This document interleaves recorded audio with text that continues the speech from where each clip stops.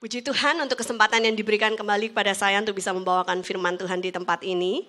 Nama saya Pastor Debbie Katarina, buat yang belum kenal. Buat yang sudah kenal mungkin melihat ada yang sedikit berbeda dengan penampilan saya. Ya, kita tidak bisa melawan usia. Saya sudah bergumul lama untuk tidak pakai kacamata ya. Karena kemanapun optik yang saya pergi, saya coba satu-satu, kayaknya nggak ada yang membuat saya semakin cantik gitu ya. Rasanya saya nggak suka gitu pakai kacamata, tapi tahun ini sudah tidak bisa lagi lari dari kenyataan ya. Jadi harus mau nggak mau tuh pakai kacamata gitu ya. Makanya saya minta maaf kalau mungkin selama ini kita papasan gitu ya, terus dari jauh misalnya ibu atau bapak gini-gini, dan saya kelihatannya diam aja kayak orang sombong gitu kan ya. Itu bukan karena sombong, tapi karena saya itu nggak lihat gitu loh ya. Dan kalau selama ini dikasih peringatan waktu tinggal 5 menit gitu kan ya, and saya nyerocos terus gitu kan ya, terus bawain firman gitu kan, karena saya juga nggak lihat tulisannya apa itu selama ini ya. Mohon maaf dari lubuk hati saya yang terdalam, amin. Ya, tapi hari ini berubah. Hari ini kalau dikasih tanda saya bisa lihat sudah.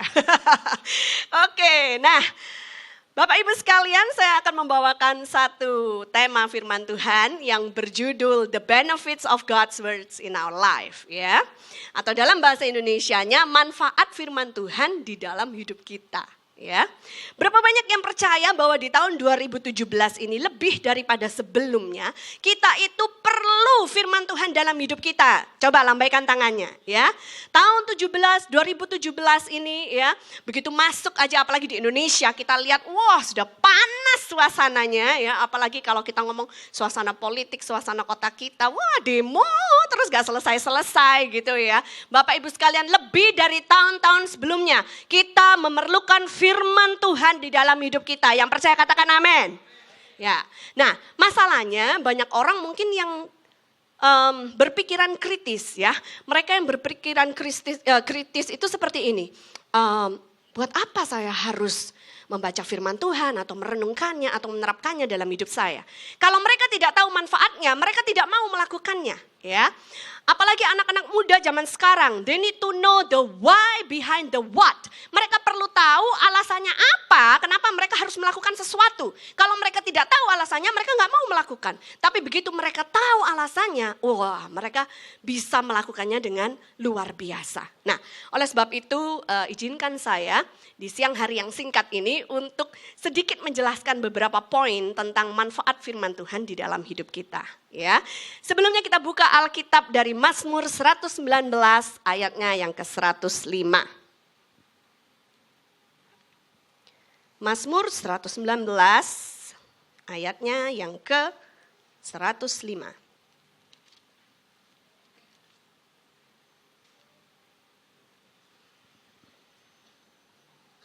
Ya, yang sudah ketemu katakan amin. Kita baca sama-sama. 2, 3.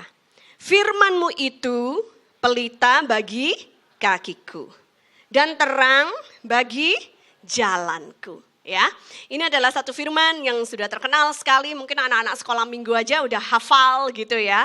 Bahkan sampai dibuatkan lagu. Tahu nggak lagunya? Firman-Mu pelita bagi kakiku, terang bagi jalanku. Ya.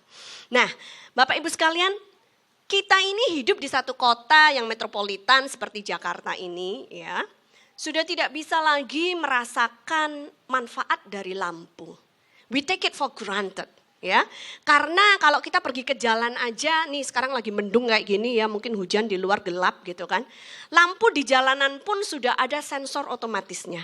Jadi kalau begitu keadaan sekeliling gelap, dia langsung nyala gitu ya. Jadi kita yang tinggal di kota besar seperti Jakarta ini, kita nggak terlalu lagi mikirin tentang kegelapan itu seperti apa ya. Karena memang di sekeliling kita sudah banyak penerangan. Tetapi saya dan suami saya, kami banyak pergi ke daerah-daerah misi di Indonesia, ya.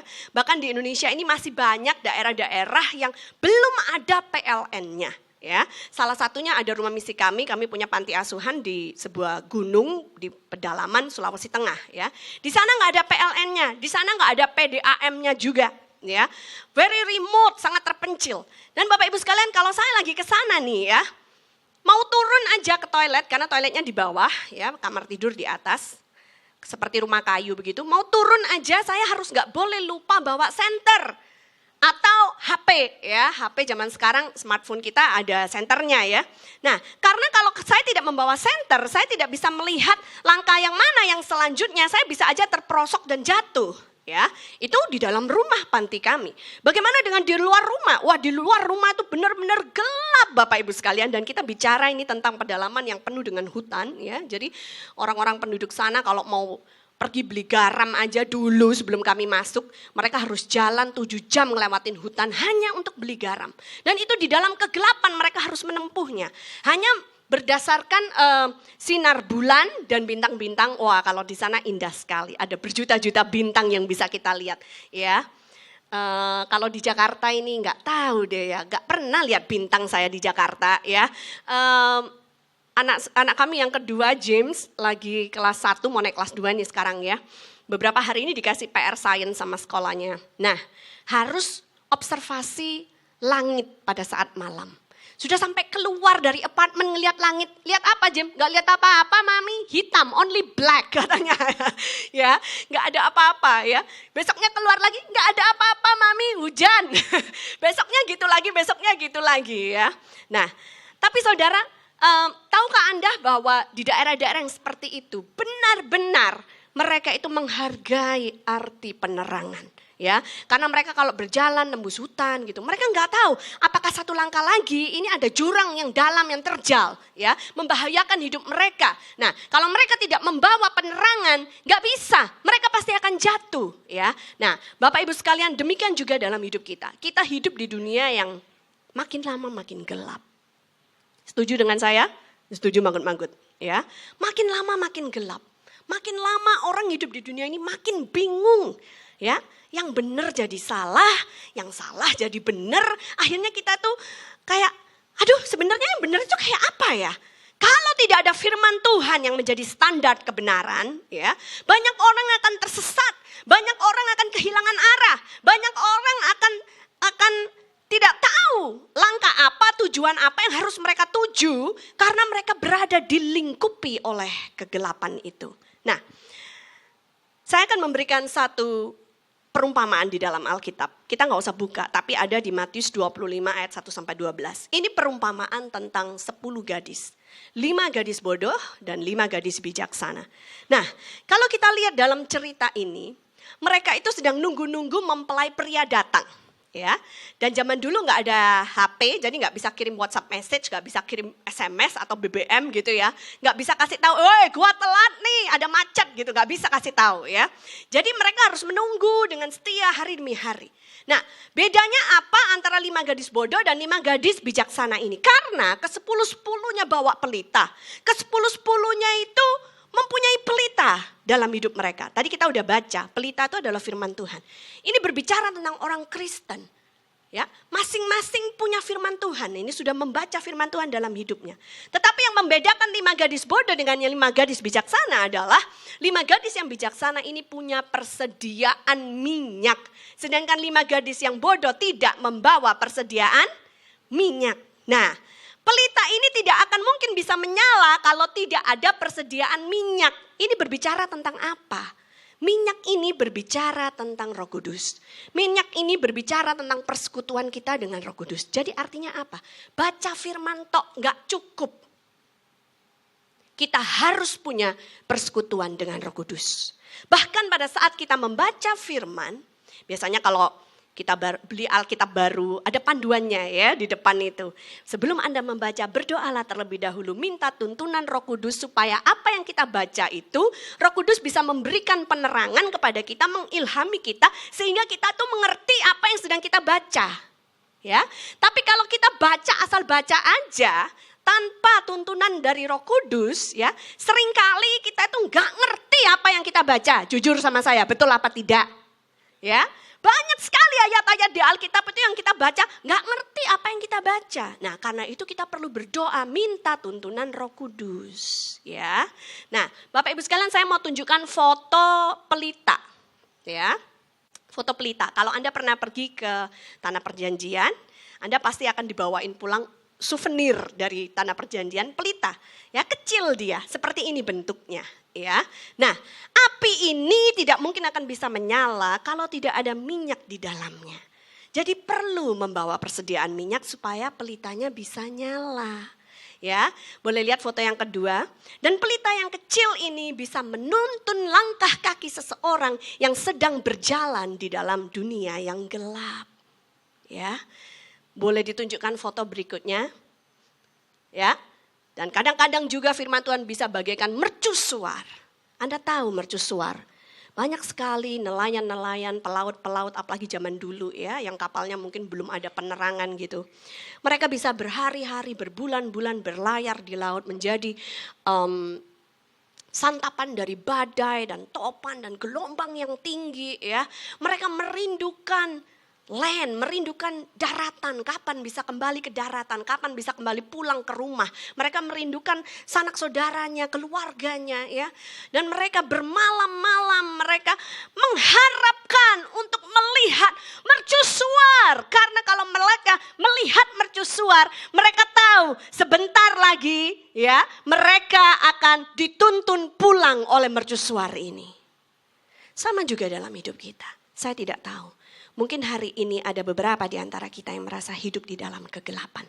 Saya berdoa, biarlah firman Tuhan bagaikan mercusuar yang akan menerangi hidupmu sehingga kamu akan dituntun pulang. Amin. Dituntun pulang ke dalam kerajaan sorga, dituntun pulang untuk tidak tersesat lagi, untuk bisa kembali kepada pangkuan Bapa, kepada pelukan Bapa. Itu doa saya bagi kita semua. Amin. Haleluya. Bapak Ibu sekalian, kalau kita memasuki bulan Maret ini ya, tanpa disadari saya dan suami saya ini sudah memberikan hidup kami untuk melayani Tuhan sepenuh waktu 12 tahun lamanya. Ya. Nah, 12 tahun lamanya pernah enggak mengalami masa-masa yang gelap di dalam pelayanan? Pernah. Pernah enggak mengalami keraguan-raguan, ketakutan? Pernah. Pernah enggak melewati masa-masa yang kritis di dalam pelayanan, yang kalau Tuhan tidak melakukan mujizat maka kemungkinan besar kami akan mundur? Pernah. Tetapi tahukah Anda, seringkali di masa-masa yang gelap seperti itu, firman Tuhan yang sudah kami baca, yang sudah kami renungkan, yang sudah kami terapkan, bahkan kami khotbahkan kepada banyak orang, firman itu yang akan menguatkan hati kami, menerangi jalan kami. Ketika kami merasa takut dengan keadaan sekeliling kami, firman Tuhan mengingatkan kami, jangan takut, aku menyertaimu bahkan sampai ke akhir zaman. Amin. Yes. Bahkan ketika kita tidak melihat jalan keluar, firman Tuhan akan menerangi jalan kita, mengingatkan hati kita dan berkata, aku akan membuat jalan saat tiada jalan. Aku akan menyediakan bagimu sungai-sungai di padang gurun. Ada amin Bapak Ibu sekalian. Saya tidak tahu pergumulan apa yang Anda hadapi hari-hari. Tapi percayalah, pada saat kita mempunyai firman Tuhan yang sudah kita baca, sudah kita renungkan dan sudah kita terapkan dalam hidup kita akan diterangi oleh firman Tuhan dan firman Tuhan akan menuntun kita ke jalan yang benar. Yang percaya katakan amin, berikan sorak-sorai buat Tuhan Yesus. Haleluya, haleluya. Bapak Ibu sekalian, itu poin yang pertama, firman Tuhan menerangi hidup kita. Sekarang kita masuk ke poin yang kedua. Firman Tuhan membersihkan hati dan hidup kita. Kita buka Alkitab Mazmur 119. Ayatnya yang ke-9 sampai 11. Mazmur 119. Ayatnya yang ke-9 sampai dengan yang ke-11. Ayat ini ditulis oleh Raja Daud. Kita baca sama-sama. 2, 3. Dengan apakah seorang muda mempertahankan kelakuannya bersih? Dengan menjaganya sesuai dengan firman-Mu. Dengan segenap hatiku aku mencari Engkau. Janganlah biarkan aku menyimpang dari perintah-perintah-Mu. Dalam hatiku aku menyimpan janji-Mu, supaya aku jangan berdosa terhadap Engkau. Wow, Bapak Ibu sekalian, rupanya dari zaman dulu, dari zaman Daud masih muda, itu sudah sulit untuk orang muda mempertahankan kelakuannya bersih. Ya, karena di dunia ini banyak sekali yang namanya kontaminasi, polusi dunia yang berusaha untuk merasuki pikiran kita, berusaha untuk menggoyahkan value-value yang kita punya, ya, berusaha untuk mengkamiri apa yang kita sudah diajarkan oleh firman Tuhan. Jadi dari zaman dulu sampai zaman sekarang ternyata sulit buat orang muda mempertahankan kelakuannya bersih, apalagi zaman sekarang. Saya mempunyai seorang anak juga yang nanti bulan depan ini usianya 17 tahun. Ya, seorang remaja. Jadi saya tahu apa-apa yang dihadapi oleh remaja zaman sekarang. Ya, kadang-kadang kalau kami curhat ya antara mama dan anak, saya tuh sampai ngomong sama dia, wow, zaman sekarang ini nggak gampang loh ya jadi anak muda. Zaman mami dulu nggak ada yang kayak gitu-gitu, ya kan? Karena zaman saya dulu masih remaja, nggak ada internet, nggak ada YouTube, nggak ada yang aneh-aneh gitu loh ya.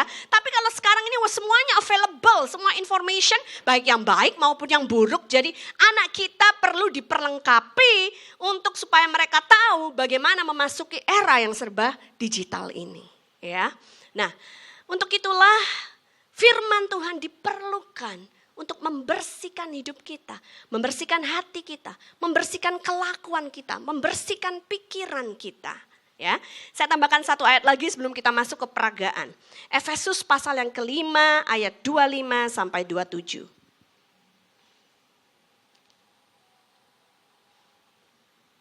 Efesus pasal yang kelima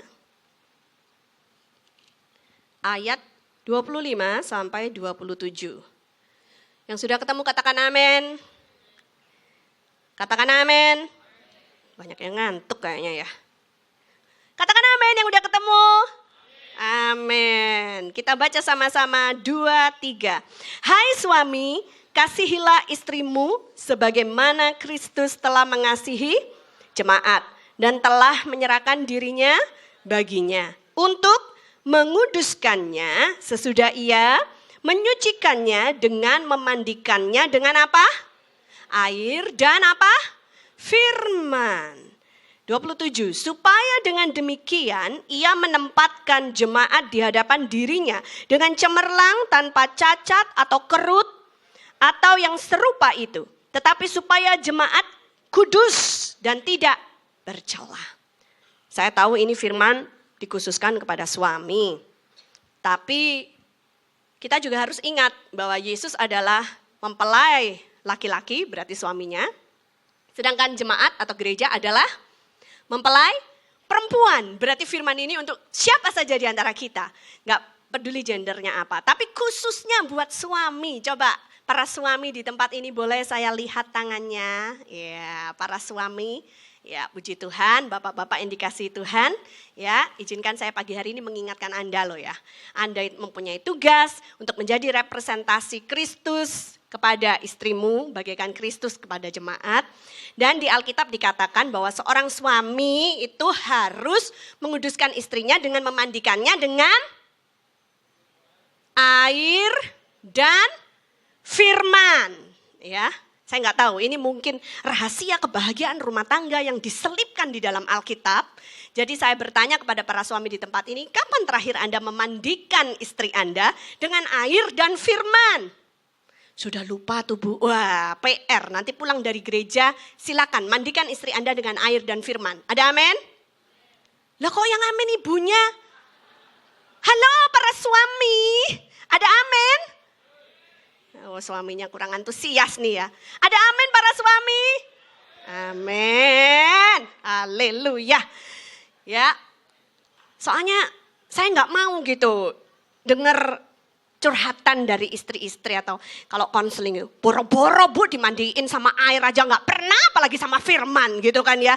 Kita tahu nih ada satu tendensi atau kecenderungan banyak wanita yang lebih tekun membaca firman. Banyak wanita yang lebih tekun datang ke gereja. Banyak wanita yang lebih tekun datang bukan hanya ibadah hari Minggu tapi juga doa. Doa pagi, doa fajar, doa malam, doa puasa, doa apa aja. Wanita semua yang datang. Ya, pertanyaan saya lakinya mana gitu ya. Nah, Bapak-bapak sekalian, jadi izinkan saya pagi hari ini mengingatkan Anda. Anda punya tugas seperti ini, nanti silakan sampai di rumah diterapkan. Ada amin? Aduh, ya terima kasih. Pak Iwan antusias, boleh siap-siap. Haleluya. Nah, jadi rupanya firman Tuhan ini loh bisa membersihkan kita. Ya. Bisa membersihkan kotoran-kotoran yang dunia berusaha tempelkan pada kita. Nah, ingat gak hari di mana kita dibaptis? Ya, hari itu dosa kita yang merah seperti kirmisi, wah dibuat putih seperti salju, dicuci bersih sama Tuhan Yesus. Ada amin? Baptisan itu juga merupakan meterai bahwa keselamatan kita ini sudah guarantee gitu ya. Nah, Bapak Ibu sekalian, saya tuh ingat hari di mana saya selesai dibaptis. Umur saya waktu itu 14 tahun. Wah, kayaknya saya itu setengah melayang gitu ya. Ya, kayaknya enggak landing di bumi. Wah, perasaannya itu damai. Senang banget rasanya dalam hati itu tidak terungkapkan, ya. Tapi sayangnya kita habis dibaptis enggak langsung mati gitu ya. Kalau kita habis dibaptis langsung mati itu putih bersih kita. Langsung menghadap kepada Bapa di surga. Sayangnya habis dibaptis kita tuh masih hidup di dunia yang fana ini, yang kotor ini. Jadi sambil jalan dalam kehidupan kena lagi, tertempel lagi sama kotoran-kotoran itu ya. Hati kita kembali mempunyai kekotoran-kekotoran tertentu, pikiran kita. Nah, gak perlu dibaptis berulang-ulang, baptisan sekali aja. Tapi firman Tuhan yang kita baca dan kita renungkan dan kita terapkan dalam hati kita. Itu yang akan bisa memperbaharui kita, membersihkan hati, pikiran dan perlakuan kita. Hari lepas hari, hari lepas hari. Yang percaya katakan amin. Ya, saya akan memberikan sebuah ilustrasi. Sebelum kita mengenal Yesus sebagai Tuhan dan Juru Selamat, hati kita seperti ini, kotor. Ya, kalau Alkitab bilang merah seperti kirmisi. Kalau dalam peragaan saya ini, hitam dan kental seperti kopi gitu ya. Bapak Ibu sekalian, hati kita seperti ini. Dipenuhi dengan yang namanya amarah. Dipenuhi dengan yang namanya kebencian. Dipenuhi dengan yang namanya dendam. Ya. Saya yakin saudara dulu apakah seperti ini atau pernah lihat yang seperti ini, model begini. Pokoknya ya, kalau lu baik sama gua, wah, gua bisa 2 kali lipat lebih baik sama lu. Tapi kalau lu jahat sama gua bisa 100 kali lipat lebih jahat sama lu. Ya, gak terima. Ya, kita melihat orang lain dipromosi. Kenapa harus dia dipromosi? Saya kapan? Iri, dengki. Ya, kita mempunyai hati yang kotor seperti ini. Lalu ketika kita dibaptis, kita udah menjadi bersih seperti yang saya bilang. Tapi hari lepas hari kita jalani kehidupan bisa terkontaminasi lagi. Firman Tuhan juga dikatakan bagaikan air yang hidup. Air yang hidup itu berbicara tentang air yang mengalir. Di Israel kita bisa melihat namanya laut mati. Kenapa dikatakan laut mati? Karena airnya tidak mengalir. Dia tidak terima dari mana-mana dan dia tidak keluarkan, tidak salurkan kemana-mana pula. Lautnya mati, tidak ada kehidupan di sana karena airnya tidak mengalir. Tetapi kalau air yang mengalir, itu air yang hidup, yang terus menerus dari sumbernya keluar. Meluap seperti ini Bapak Ibu sekalian. Kalau engkau membaca, merenungkan firman Tuhan, menerapkannya dalam hidupmu hari lepas hari. Itu hidupmu akan seperti ini. Pikiranmu, hatimu dibersihkan. Katakanlah ini udah jalan 15 tahun. Engkau pikir engkau sudah tahu semuanya dari Alkitab. Kau pikir kau sudah baca Alkitab berkali-kali. Sudah hafal di luar kepala. Dari Kejadian sampai Maleaki. Dari Matius sampai ke Wahyu. Kau pikir kau sudah tahu semuanya kalau datang ke gereja untuk mendengarkan khotbah. Dalam hatimu, saya sudah tahu. Saya sudah tahu. Semua yang dikatakan Pastor Debbie saya sudah tahu. Saya kan bukan orang Kristen lahir baru yang baru kemarin terima Tuhan ya kan. Udah 30 tahun nih, khotbahnya sama lulu gitu kan. Gitu lagi gitu kan ya. Saya mau kasih tahu kalau Anda berhenti membaca, merenungkan firman Tuhan dan menerapkannya dalam hidupmu. Hatimu kotor. Bisa terkontaminasi lagi.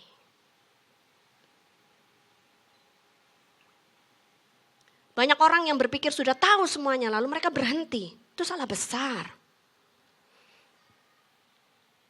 Karena kalau kita lihat dalam firman Tuhan, Tuhan itu bisa pakai siapa saja untuk berbicara kepada kita. Contoh, ketika ada nabi di dalam Alkitab yang tidak mau melakukan kehendak Tuhan, Tuhan bisa pakai seekor keledai untuk berbicara kepada nabi Tuhan tersebut. Ya, karena kenapa Tuhan harus pakai keledai? Padahal keledai itu kalau diukur dalam dunia perhewanan, mungkin keledai itu adalah binatang yang IQ-nya paling rendah gitu ya. Kalau kuda, itu kan pinter gitu ya. Ini kenapa pakai keledai? Itu untuk menunjukkan pada kita. Siapapun bisa Tuhan pakai untuk berbicara kepada kita. Kalau kita mau buka hati kita. Kalau kita mau buka pikiran kita untuk menerima hal-hal yang baru dari Tuhan. Jadi janganlah kita menjadi orang-orang yang sombong rohani. Yang sudah merasa sudah tahu semuanya. Ya, karena kita akan terjebak seperti gelas ini. Hati kita belum sepenuhnya bersih. Tapi kalau kita tidak pernah berhenti, Pastor DB sampai sekarang masih baca firman Tuhan, masih merenungkannya, masih menerapkannya, terus menerus meskipun sudah pastor gelarnya ya kan. Tapi terus menerus gak bisa berhenti sampai hari kita dipanggil pulang kepada Tuhan. Sehingga ketika hari kita dipanggil pulang kepada Tuhan, hati kita, pikiran kita, hidup kita akan ditemukan bersih.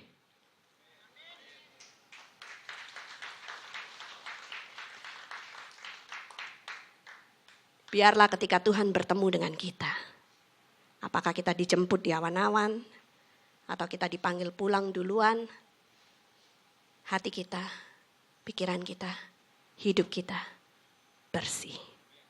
Tidak ada kontaminasi dunia di dalamnya. Amin. Amin. Kanpe. Gak jadi. Soalnya tadi airnya air pet. Bukan air aqua. Oke. Nah, itu poin yang kedua ya Bapak Ibu sekalian. Jadi kita lihat bagaimana air itu mempunyai fungsi untuk membersihkan.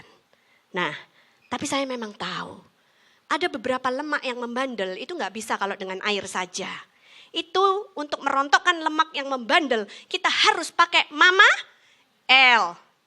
Ya gak ngeh. Ya, atau kalau Anda kepengen gelasnya supaya bersih bersinar harus pakai SL gitu ya.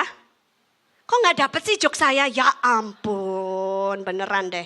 Tolong dong Jel, Mami daftarin ikut stand up comedy. Biar Mami belajar gitu bagaimana caranya memberikan jok supaya jemaat itu bisa ketawa kalau hari Minggu, kalau dengerin khotbah gitu kan ya. Amin. Siapa mendukung saya untuk belajar jok? Terima kasih dukungannya. Oke, nah dari poin yang kedua kita akan lanjut ke poin yang ketiga. Tapi sebelumnya tolak kanan kirinya dan bilang kita lanjut dengarkan firman Tuhan. Kalau ada yang ngantuk, bangun bro gitu ya. Bangun sis gitu ya. Poin yang ketiga. Firman Tuhan itu mempersenjatai hidup kita. Katakan mempersenjatai. Ya, jadi tadi kalau yang pertama menerangi, katakan menerangi. Yang kedua membersihkan, katakan membersihkan. Yang ketiga mempersenjatai. Nah, kita buka ayatnya dulu di Efesus pasal yang ke-6 ayat 10 sampai 18.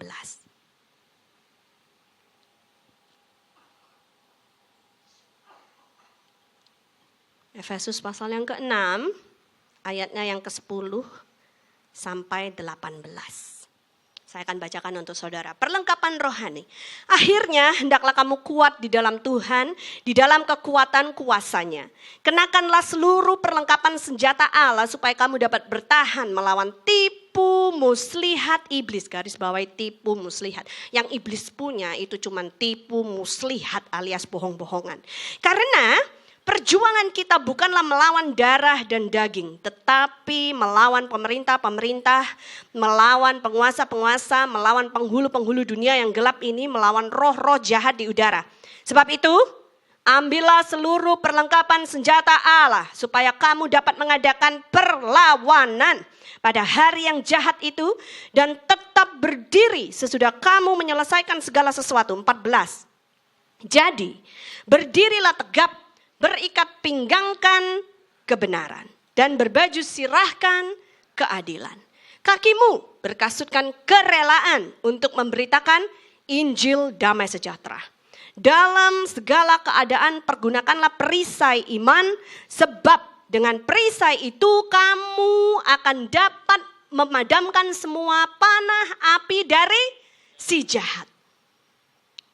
Berikutnya, 17. Dan terimalah ketopeng keselamatan dan pedang roh, yaitu firman Allah dalam segala doa dan permohonan. Berdoalah setiap waktu di dalam roh dan berjaga-jagalah di dalam doamu itu dengan permohonan yang tak putus-putusnya untuk segala orang kudus. Sebagai orang Kristen, Tuhan memberikan kepada kita yang namanya perlengkapan senjata Allah. Kita itu seringkali diibaratkan seperti tentara yang pergi berperang. Tentara yang pergi berperang dia nggak bisa pakai baju batik kayak saya gini aja karena akan mati konyol. Tentara yang pergi berperang dia harus memperlengkapi dirinya dengan peralatan-peralatan yang benar supaya dia tidak mudah dijadikan bulanan-bulanan musuh. Nah, untuk itu saya minta ditunjukkan fotonya tentara yang satu, yang sendirian. Ya. Nah, Anda bisa melihat. Pada saat itu orang Yahudi sudah mulai dipengaruhi oleh kebudayaan orang Roma. Karena orang Roma sudah mulai menguasai, ya, istilahnya menjajah gitu ya, di Israel. Jadi kenapa banyak sekali ilustrasi-ilustrasi yang diberikan juga terpengaruhi oleh kebudayaan Roma. Kita lihat ini adalah Roman soldier, seorang tentara Romawi. Dia mempunyai perlengkapan seperti ini yang dijelaskan oleh Alkitab dari atas. Ketopeng keselamatan, kemudian baju zirah, keadilan, ikat pinggang, kebenaran. Kita lihat kasut, kerelaan mengabarkan kabar baik, Injil damai sejahtera. Kemudian perisai iman. Kemudian yang terakhir yaitu pedang roh. Nah, saya mau memberikan satu fakta yang sederhana tapi mungkin selama ini Anda belum pernah memikirkannya sampai ke sana. Tahukah Anda bahwa perlengkapan senjata Allah yang dipakai oleh Roman soldier ini sebagian besar adalah alat bertahan alias defense. Ketopeng supaya kepalanya enggak tembus kalau ada panah yang dipanahkan ke tentara ini. Ya, baju zirah supaya enggak ada panah atau tombak yang nyasar apalagi kalau kena ke jantungnya ada langsung mati. Ya. Ikat pinggang supaya nggak melorot gitu mungkin celananya ya. Saya kurang tahu juga untuk apa pakai ikat pinggang ya. Kemudian sepatu ya untuk melindungi kakinya supaya nggak terkena paku atau apa kerikil-kerikil yang tajam pada saat dia harus berada di medan peperangan. Perisai, wah ini penting banget, perisai iman. Untuk apapun panah api dari si jahat kita bisa menolaknya dalam nama Yesus. Tapi ini cuma bertahan. Ya, kalau seorang tentara pergi berperang hanya membawa peralatan bertahan, dia berapa lama bisa bertahan? Ya, maka seringkali kita tanpa sadari kalau kita cuma punya peralatan bertahan, kita itu akan cari satu sudut, ya. Jadi kan kalau kita udah nyudut seperti ini belakang kita aman, apalagi kalau sudutnya 90 derajat, kita aman kanan kiri, terus kita tutupan perisai. Tapi kita akan terus menerus di sudut ini karena kita takut bergerak. Karena posisi kita defense, kita hanya bertahan. Sambil kita berharap cepetan pergi supaya gue selamat gitu kan ya. Sana, jangan serbu gue, semoga musuhnya gak kelihatan gitu kan ya. Kita tidak berdaya, kita ketakutan. Sayangnya banyak orang Kristen seperti itu loh. Yang mereka lakukan hanya tolak dalam nama Yesus, tapi mereka tidak tahu bagaimana caranya untuk menyerang balik. Ingat, yang dilemparkan oleh iblis kepada kita itu hanya tipu muslihat. Tapi kita harus punya alat menyerang atau offense. Dan itu Tuhan berikan kepada kita dalam bentuk pedang roh, yaitu firman Tuhan. Jadi tidak ada jalan yang lain. Mau tidak mau, orang Kristen harus merenungkan firman Tuhan. membaca firman Tuhan, merenungkan firman Tuhan, menerapkannya dalam hidup mereka, barulah mereka lengkap mempunyai senjata yang bukan hanya defense tapi juga offense. Ini berbicara tentang apa? Ketika iblis melemparkan tipu muslihat kepadamu, katakanlah ya kalau udah umur-umur sesaya gini mau gak mau kan setiap tahun kita harus check up gitu ya, cek kesehatan gitu ya. Nah, cek kesehatan, katakanlah biasanya gak apa-apa. Dan ini pernah terjadi sama saya di tahun 2008. 2007 saya melahirkan anak saya yang kedua, James Richard ya. Pas itu bulan April. Terus biasa tahunan kita kan harus cek ya. Ketika dicek di tahun 2008 itu, cek biasa mestinya. Tapi kemudian dokter menemukan ada kista di kandungan saya. Di mana waktu saya melahirkan James gak ada, bersih gitu kan ya. Wah, kok bisa ada kista ya dok? Dan ukurannya gak tanggung-tanggung, udah 4 cm seperti sudah bola pingpong ya. Apa yang harus saya lakukan dokter? Dokter bilang, oh ibu gak perlu terlalu khawatir. Gak terlalu khawatir gimana gitu kan ya. Ada benda asing dalam tubuh saya ya kan. Terus dia bilang gini, karena kemungkinan besar ini tuh sel telur yang tidak pecah ketika ibu menstruasi yang terakhir. Jadi dokter bilang diharapkan di menstruasi yang akan datang ini akan pecah dengan sendirinya. Tapi tetap aja namanya orang pada saat kita melihat hasil laporan dokter seperti itu, apakah ada benjolan atau ada apa, pokoknya benda asing dalam tubuh kita yang seharusnya tidak ada. Maka pikiran kita nih loh yang pertama kali akan dibuat main oleh iblis. Jangan-jangan itu nanti kanker loh, jangan-jangan tumor loh. Iya kalau jinak, kalau ganas gimana? Hidup lu tinggal sedikit lu. Mendingan lu siap-siap deh. Nulis surat wasiat kek, nulis surat cinta kek, ya kan. Tinggalin sesuatu untuk orang-orang yang disayang gitu kan ya. Oh iblis itu bisa kasih apa aja, bombardir pikiran kita. Terus bisa-bisanya ya kan. Besok dapat telepon, lu tahu nggak? Itu loh si A si B barusan meninggal. Gara-gara apa? Gara-gara gini. Wah tambah kecut lagi hati kita gitu kan ya. Itu semua tipu muslihat yang iblis lemparkan. Kita bisa bertahan tolak dalam nama Yesus. Tapi Bapak Ibu sekalian saya ingat di tahun 2008 itu setelah saya melihat hasil USG ya. Setiap kali saya datang ke gereja dan itu pertama di saat-saat itu kami baru pertama kali menghadiri Icon ya, menjadi jemaat Icon. Waktu itu masih di Hotel Intercontinental ya. Apalagi kalau tiap kali ada perjamuan kudus seperti hari ini, jangan memandang remeh perjamuan kudus. Ini yang saya lakukan. Tiap kali mengambil perjamuan kudus, saya benar-benar imani oleh bilur-bilurmu Tuhan, saya sudah sembuh. Seperti itu Bapak Ibu sekalian.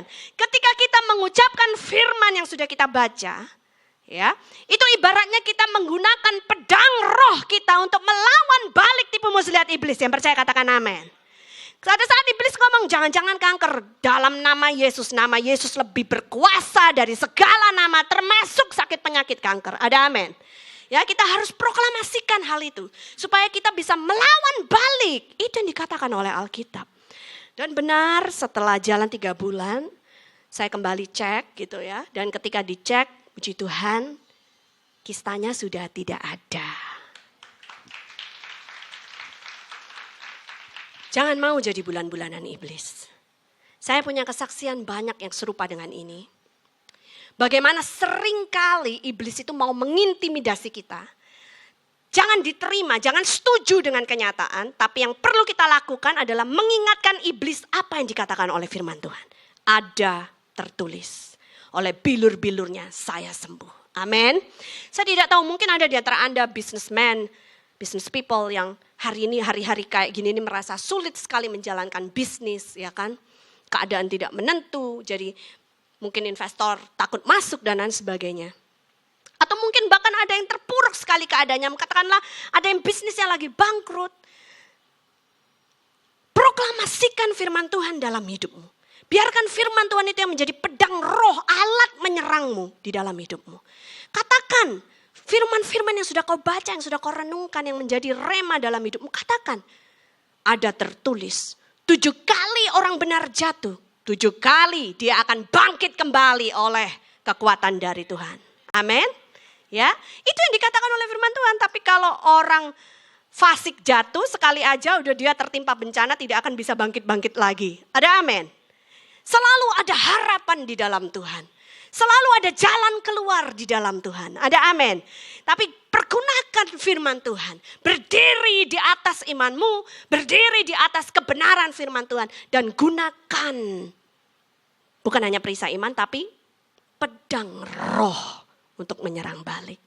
Lihat lagi foto-foto yang berikutnya. Masih tentang Roman soldier. Saudara bisa lihat. Pergi perang harus tahu strategi. Gak bisa pergi perang sendirian nanti jadi bulan-bulanan. Bisa mati konyol ya.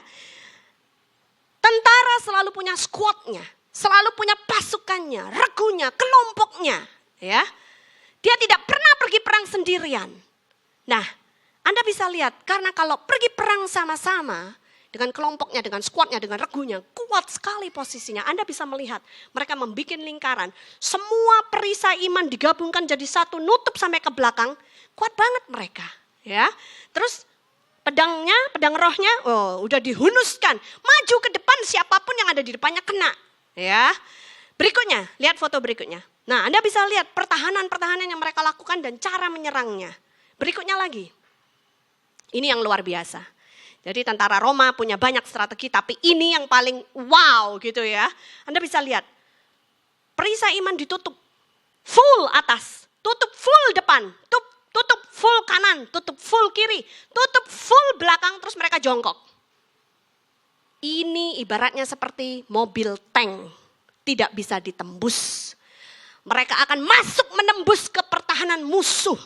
Bersama-sama mereka bisa melakukan itu. Karena semua panah yang diarahkan ke mereka gak bisa, mental semuanya. Tertutup semua lini. Ini berbicara tentang apa? Ini berbicara bahwa kita sebagai orang Kristen menjadi prajurit Laskar Kristus tidak bisa hidup sendirian. Kita tidak bisa cuman membaca firman, merenungkannya di rumah sendirian. Ini berbicara tentang gereja lokal. Ini berbicara tentang persekutuan. Ini dengan sesama yang beriman, ya, sesama iman dengan kita. Ini berbicara tentang cool. Ini berbicara tentang bertumbuh di satu gereja lokal tertentu. Sehingga engkau tidak sendirian, engkau tidak menjadi bulan-bulanannya iblis dan engkau tidak mati konyol oleh musuh. Akan ada orang-orang di skuadmu, di kelompokmu, di regumu, di pasukanmu yang akan bersama-sama membuat perlindungan yang kuat untuk menembus daerah-daerah musuh yang tidak bisa ditembus kalau sendirian. Yang percaya katakan amin. Penting sekali. Ya, penting sekali. Ini akan menjadi strategi yang luar biasa. Jangan pernah meninggalkan persekutuan dengan orang percaya lainnya. Kita perlu saling menguatkan. Kalau kita sendiri kita bisa merasa lelah. Kalau kita sendiri kita bisa merasa kecapean. Kita bisa merasa hampir mau nyerah. Tetapi bersama-sama akan ada orang-orang yang berkata, ayo kamu pasti bisa. Ada yang kasih semangat, ada yang mendorong kita, ada yang menarik kita. Nah, akan menjadi satu pasukan yang sangat kuat luar biasa. Ada amin. Ya, berapa banyak yang percaya? Berikan sorak-sorai buat Tuhan Yesus. Saya berdoa biarlah Anda diberikan strategi-strategi yang baru di dalam menjalani tahun 2017 ini.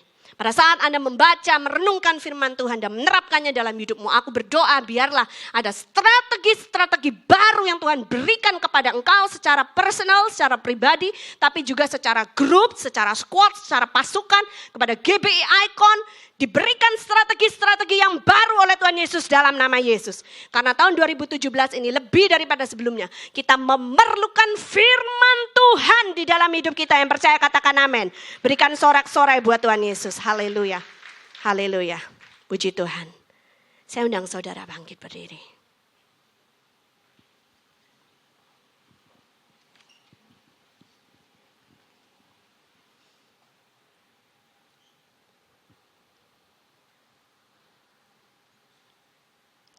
Kita tundukkan kepala, kita pejamkan mata.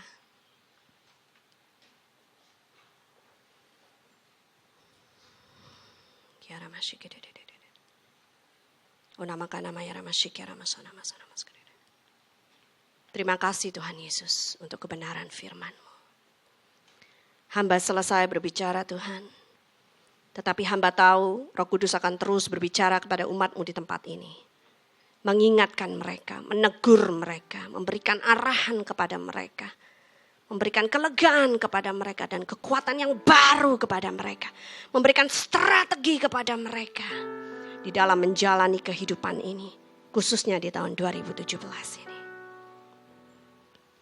Kalau ada di antara Anda yang hari ini selagi mendengarkan firman Tuhan.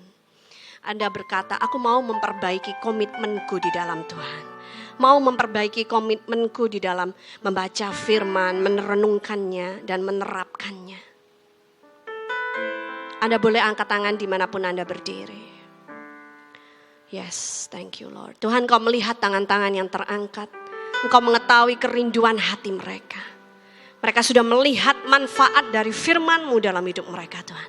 Dan mereka merindukan Tuhan lebih daripada sebelumnya. Untuk membaca, merenungkan dan menerapkan firman-Mu dalam hidup mereka masing-masing Tuhan. Hamba berdoa Tuhan, biarlah setiap kami di tempat ini tanpa terkecuali Tuhan. Tidak ada yang menjadi prajurit yang jadi bulan-bulanannya musuh. Tidak ada jadi prajurit yang mati konyol. Tapi kami percaya kami menjadi prajurit Laskar Kristus yang kuat di dalam Engkau. Berakar di gereja kami. Squad yang kuat, pasukan yang kuat, kelompok yang kuat. Sehingga ketika ada satu di antara kami yang merasa lemah, kami bisa saling menguatkan, saling mendukung, saling mendorong Tuhan. Dan kami percaya Engkau akan tuntun GBI Icon ini Tuhan. Naik ke level-level yang lebih tinggi. Bahkan ketika kegelapan ada di sekeliling mereka, firman-Mu menerangi Tuhan. Gereja ini Tuhan, Kau yang akan menuntun kami semua Tuhan. Masuk ke tanah perjanjian yang Tuhan siapkan. Terima kasih Tuhan Yesus. Terima kasih Tuhan. Mari berkarya lebih lagi Tuhan dalam hidup kami. Lebih lagi Roh Kudus dalam hidup kami. Terima kasih Tuhan, terima kasih Tuhan.